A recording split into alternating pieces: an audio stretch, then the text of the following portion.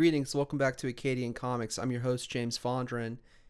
Today we're going to look at Wizard Collects the Works of a Comic Book Master, Marc Silvestri Millennium Edition. It's a Wizard special publication, and I got this on eBay. I thought this would be a really cool thing to take a look at. Some Marc Silvestri stuff here. So let's get right into it.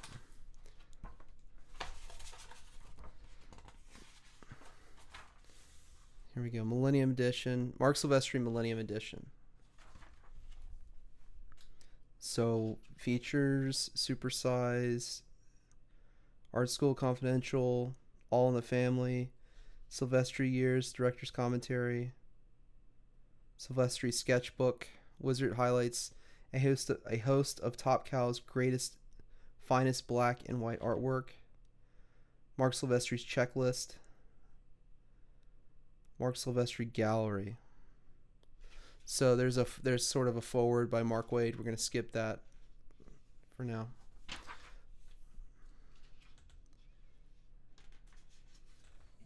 Yeah, so this is really cool. Like, with an enigmatic personality that stretches from zen-like calm to bulldog competitiveness, the world's tallest comic superstar has leapt the artistic ladder to the top of a cow-stamped empire, but not every rung was an easy climb. So I could go through and read this whole thing, but I'm not going to do that. I just wanted to show this because I think it's a really great story. You know, it shows you, oh, look, they got Marc Silvestri's vital stats. He's from Chicago, Illinois. He was born on March 29th, 1959. Favorite films, original Star Wars trilogy. Memorable work, Cyblade She.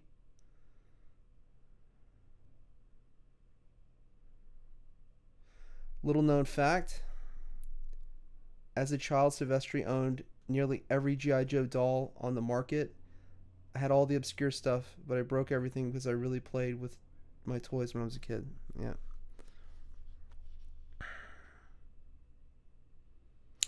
Silvestri on his weirdest con experience. He had a maniacal look in his eye and the secret plan in his portfolio. He showed me a page and it was just these weird diagrams, something you see in movies when they discover the serial killer. Alright. And there's just a lot of information in here. There's a lot of stuff. Fantasy gods, Frank Frazetta, Bernie Wrightson over here, Jack Kirby, Barry Windsor Smith, Neil Adams, and Walt Simonson. I've met Walt Simonson. He signed my DC, I think, Legacy of World's Finest. It's a 3-part book, and it was a painted book. It's one of the first comics I got when I was a kid. So it was really neat to kind of have that come full circle and meet Walt Simonson. This is when he had the TV show for Witchblade.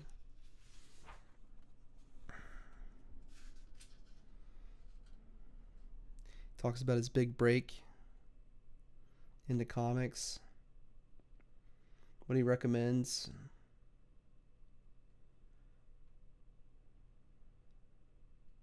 Let's look at the positives. So he says, get schooled. Though the superstar artist taught himself how to draw, Silvestri doesn't recommend that approach. Instead, learn the basics through formal lessons. I would take live drawing courses in school, Silvestri says, but he adds a caveat. Keep in mind that someday you want to be a comic book artist because the skills you learn in fine art can be counterintuitive to being a comic book illustrator.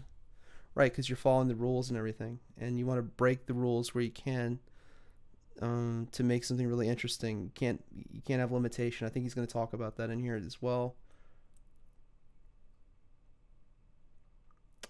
Fellowship of the Pencil, birds of a feather flock together, and so too should artists. Find some fellow artists and start your own studio.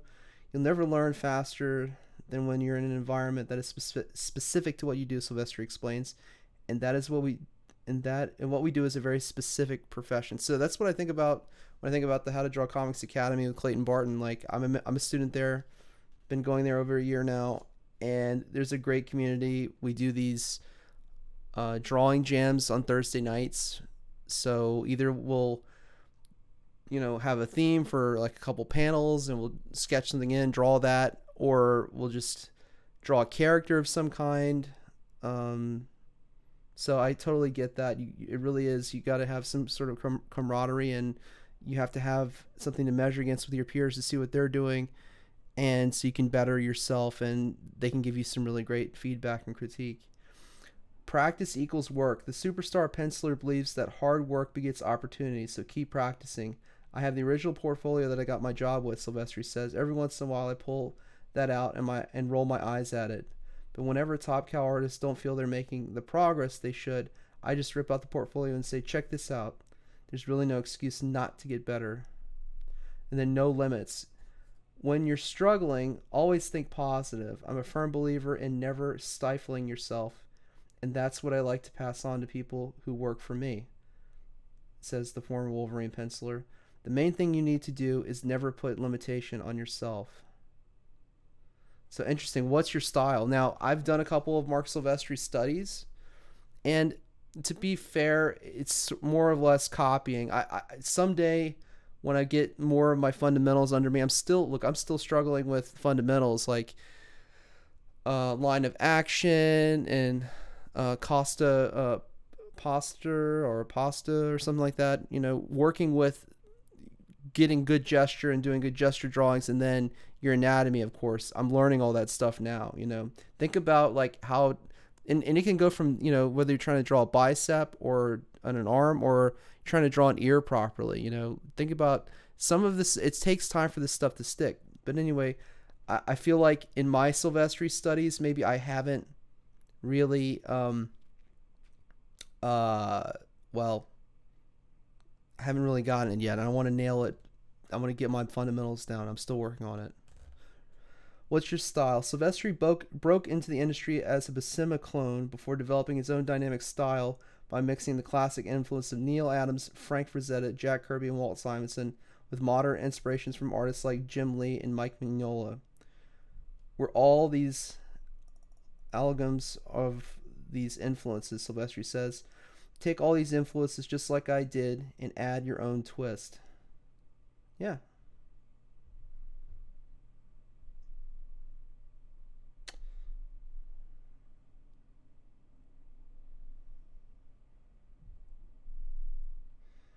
Don't be timid.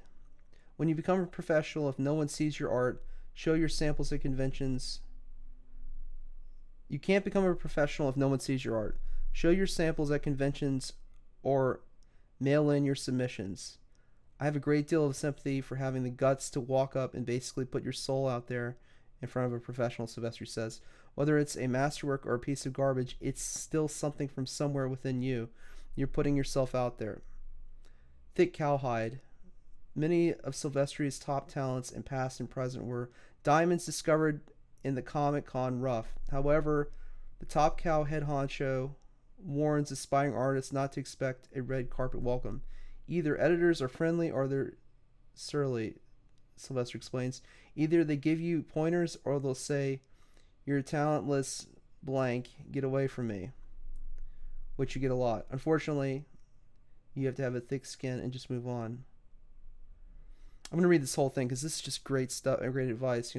Lend your ears. The best thing you can do when a pro is reviewing your art is to let your art do the talking. Listen to what people tell you and never argue, because remember, you're taking up their time to help you out, Silvestri cautions. Just keep your mouth shut, listen to what they have to say, and apply it to how you feel it applied to you. Then keep showing it to editors, regardless if you showed it to them last year. Show them your new work. P is for persistence. Keep submitting until the pros notice. Take Tomb Raider artist Eric Balasuda and his family repeatedly submitted his art to Top Cow, even surprising Silvestri outside a Santa Monica restaurant to hand him samples.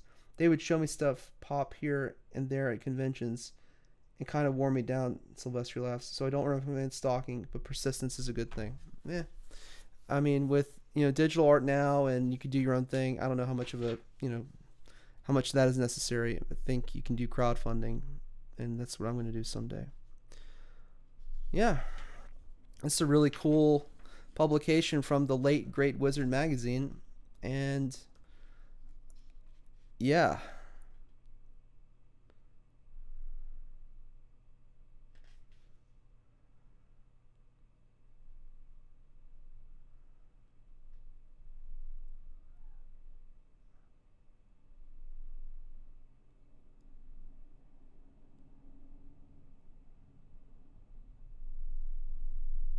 Oh,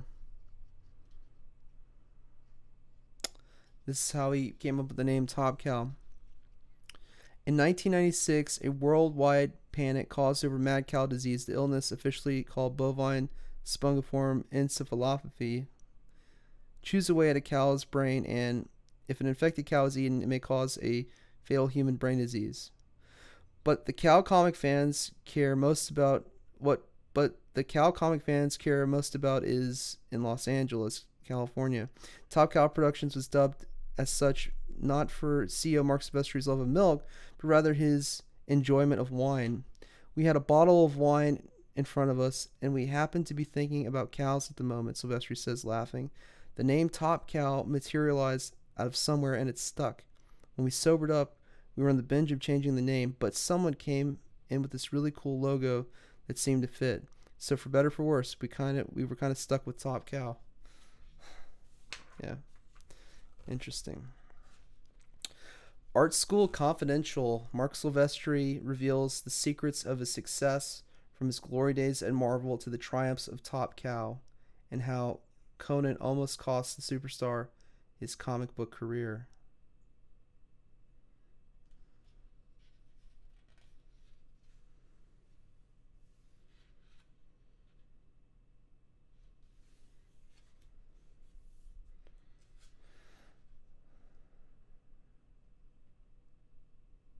The X-Men years. Yeah, the Silvestri X-Men is just fantastic. His Wolverine.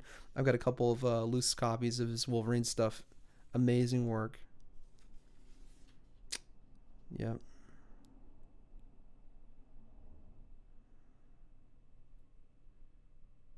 Mm-hmm.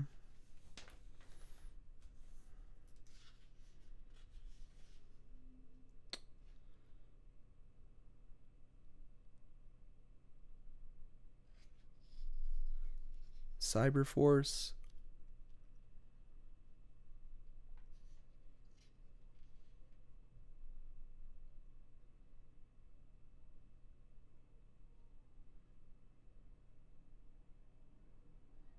Yeah, I mean the whole thing on Wolverine's origin, Weapon X Wolverine. Cool stuff.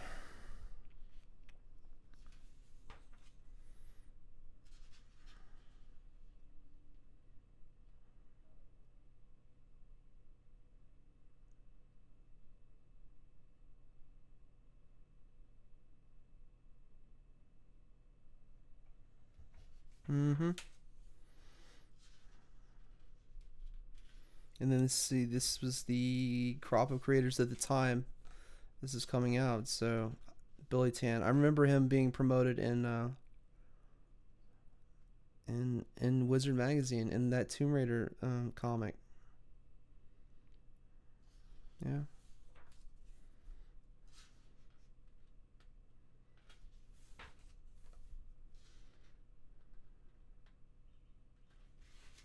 good stuff.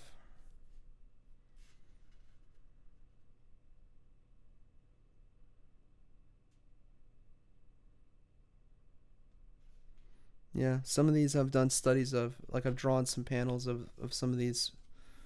I have this one. I think I drew some panels from here. Yeah.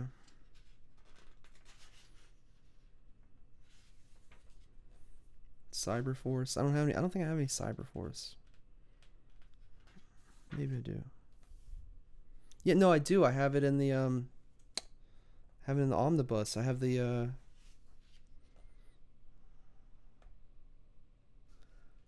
there was some Cyberforce in I thought there was some Cyberforce in the Wildcats omnibus. Maybe I'm wrong on that. Yeah. New X-Men. He kind of kicked off New X-Men, you know. Hunter Killer. Yeah, I have a couple of issues of that. Ah, here's the good stuff right here. His sketchbook. Witchblade. Look at the perspective, like looking up at Witchblade. I'm trying to get that glare out of here. Say you're looking up at Witchblade, and then Striker, Ripclaw. Yeah.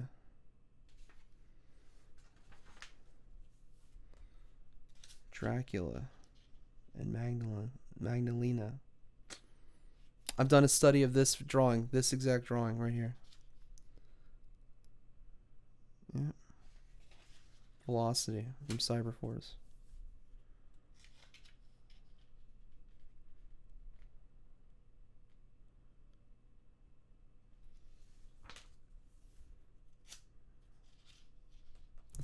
This is the good stuff right here.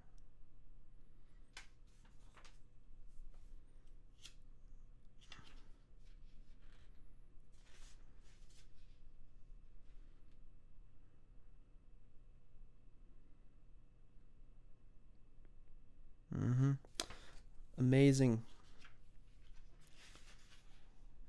And these are pencils. Look, this is his cover. This is pencils, not inks. Look at his pencils.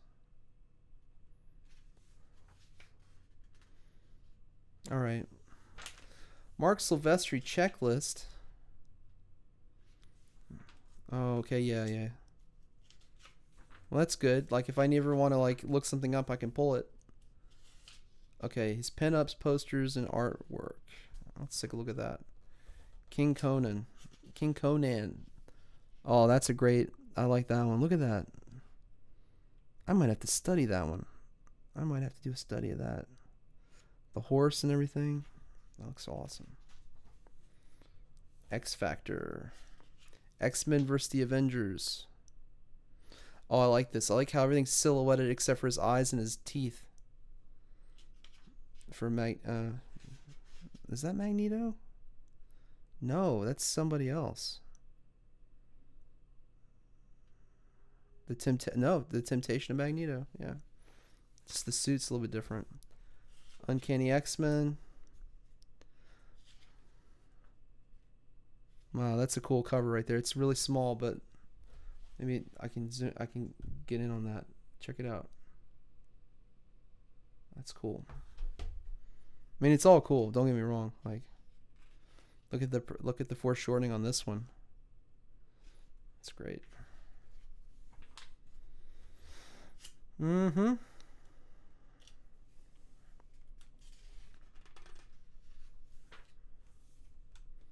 Oh, nice cover. Mr. Sinister.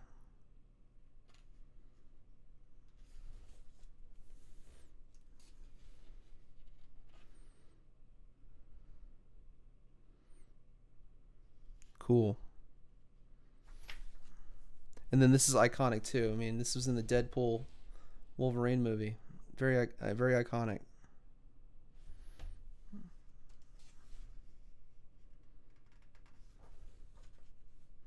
Yeah, I have a couple of issues of this. I have this one. I have this one. I think I have the whole set actually. I have all of these. 38, 39, 40, 41, 42. I do have these, I believe. Yeah, that's a cool cover right there.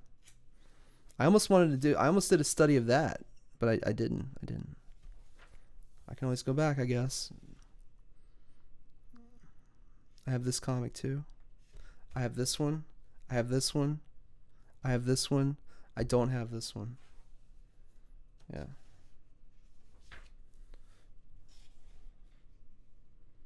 I have this one.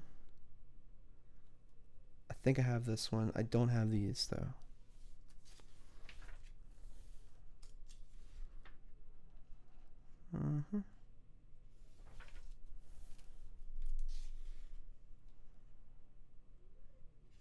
Yeah, that's a iconic cover too. People recognize that one from New X-Men.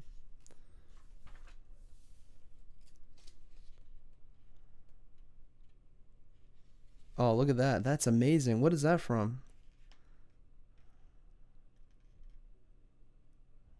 Deadly Genesis. This is Deadly Genesis 2? That's cool, man. And then we got Cyberforce in here. We got some Cyber Force.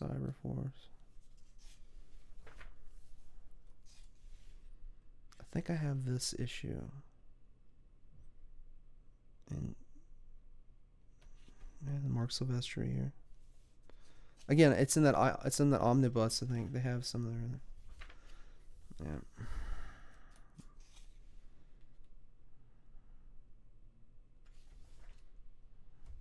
Let me check. I'm pretty sure that's in the omnibus.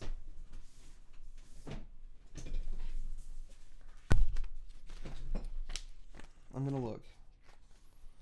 I am going to look.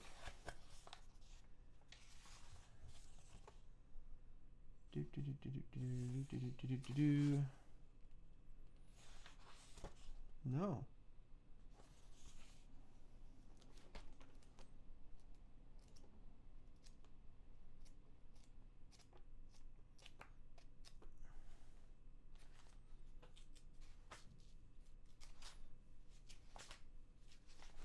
Yeah. Okay, I guess not.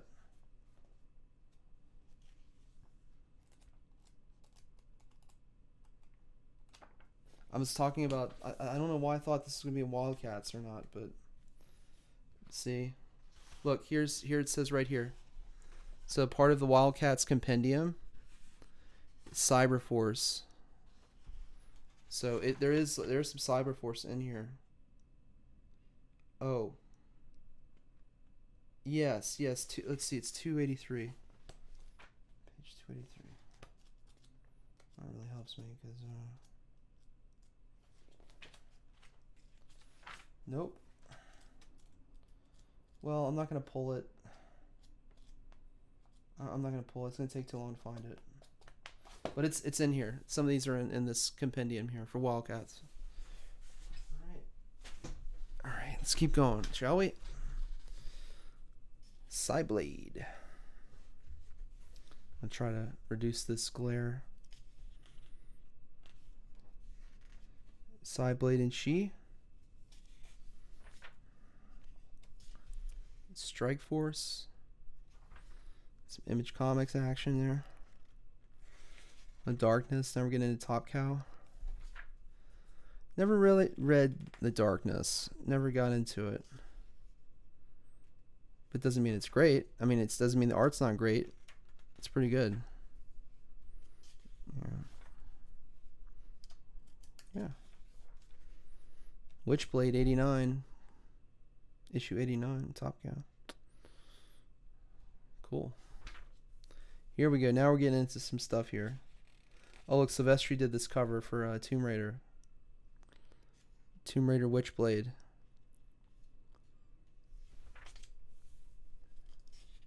Yep, Hunter Killer. I think I have that issue. Yeah. Number 1.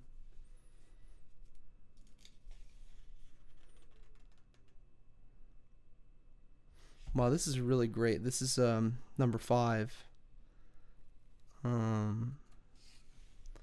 Issue number 5 of Hunter Killer. I really like this perspective here. I like it. Let's see, what else? Batman Black and White. Well, I mean, this is before his Batman that he did, which is amazing, by the way. Well, that's a whole separate video we have to do just for that. So, look, he did a cover for Michael Turner's Fathom. So cool. Oh, there's Rogue. I guess is that in Wildland or whatever.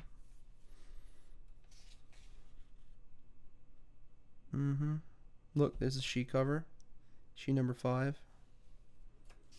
He did a Spawn cover.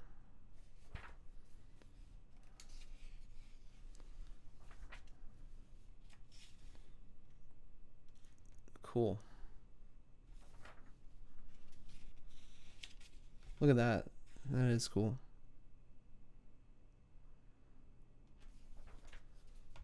Oh, look, he did Aphrodite 9.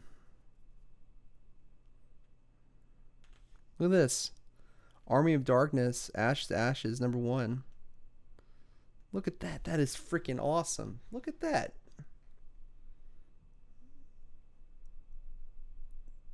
Wow, that's cool. I love the rendering of these like zombified soldiers and everything. This looks great. Red Sonja, he did a good Red Sonja. And look at his Ghost Rider. Holy crap, man. That has got to be one of the coolest Ghost Rider covers I have ever seen. It's perfect. It's absolutely perfect. I mean, I don't think you could do a better Ghost Rider cover than that. That is freaking awesome. Look at that. Witchblade in color. We saw it in pencils. Now we see it in color. Yeah. Look, here's the different things he did for Wizard. That's it. That's it. That is the end. And I've also got the Jim Lee Millennium Edition too. And I have Michael Turner as well. So we'll have to get into that. So that concludes our video on Marc Silvestri Millennium Edition from Wizard. I hope you enjoyed this video. If you did, please consider hitting the like button and subscribing to the channel. And we'll catch you right here next time at Acadian Comics.